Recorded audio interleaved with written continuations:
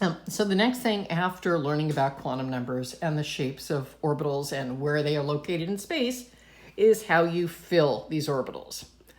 And when you're filling the orbitals with electrons, there are 3 rules to guide you in putting electrons in the orbitals. They are called the Aufbau principle, the Pauli exclusion principle, and Hund's rule. And we'll go through them one at a time. Pauli and Hund are named after people. Aufbau means building up in German. And what it says is that electrons will enter the lowest energy orbital that's available to them first. So if you've got a whole bag of electrons, the lowest energy orbital is the 1s, you're going to put electrons in that. Then you're going to put them in the 2s. And I forgot to bring down the picture of the energy levels of the orbitals, but it's in your book. Okay. The next one is the Pauli exclusion principle. And it says a maximum of 2 electrons can be in a single orbital, and they must have opposite spins. So anytime you want to put 2 electrons in an orbital, they have to be spinning differently. Now later on, we're going to use this orientation for orbital or electrons. They can be half arrows going up and down, that indicates opposite spins, or they can be whole arrows going up and down. That also indicates opposite spins if they happen to be in an orbital. The last one is something called Hund's rule. Your book gives you a somewhat more complicated description of Hund's rule about energies of orbitals, but we are just going to remember that each orbital with the same energy gets 1 electron before any orbital gets a second. So if you have orbitals with the same energy, everybody gets 1, then everybody gets a second. I like to call it the cookie rule. If we're in brick and mortar classroom and I have 3 dozen cookies and I have 24 people in the class, I am not going to give 18 people 2 cookies and not give any to 6 people. I'm going to give every person, all of the 24, 1 cookie, and then we'll have 12 left over. Maybe people will want to split cookies with their friends, which you can't do with electrons, but everybody gets 1 cookie before anybody gets a second.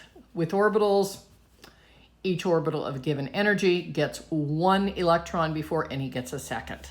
Let's see how that plays out. Okay, orbitals can be shown as either boxes, or they can just be shown as lines. I like to do lines because I have enough trouble drawing, so a line is fine. And electrons, as you remember, can be up and down arrows or up and down half arrows. And when they are in opposite directions, that means they are spinning in opposite directions. So we're going to look at where oxygen's 8 electrons would be. Now, we're going to go from low energy down here to higher energy this way.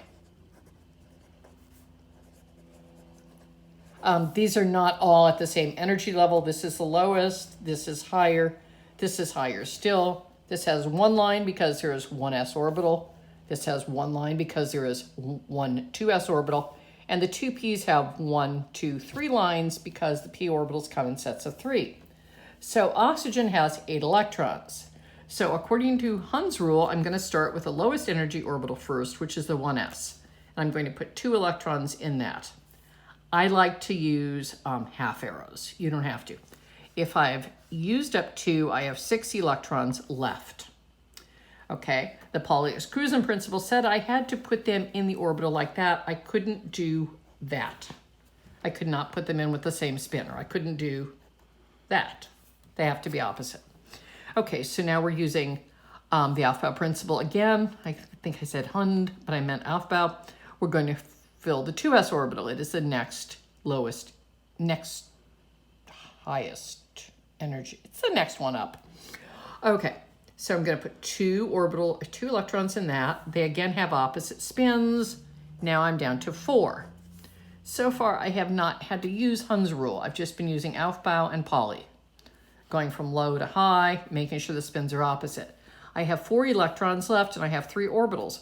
According to Hund's rule, I have to go 1, 2, 3. Okay, everybody gets 1 cookie before anybody gets a second cookie. Each orbital gets 1 electron before any gets a second. These are all the same amount of energy. That's why I could fill those up before, because they were of different energy levels. Okay, so everybody got 1, 2, 3. Everybody got 1 electron. I have 1 left. I can put it anywhere. I generally go from left to right and put the last electron here. But you could have put the second one here. You could have put the second one there. Doesn't matter. This is called an orbital or electron filling diagram. If I want to do a shorthand for this, I could write 1s2, meaning there are 2 electrons in the 1s orbital. I could write 2s2, meaning there are 2 electrons in the 2s orbital. And then I could write 2p, 1, 2, 3, 4, meaning there are 4 electrons in the p orbital. And if you add these numbers up, 2 and 2 and 4, you get 8 electrons. That's called an electron configuration, but we're not going to deal with that till next time.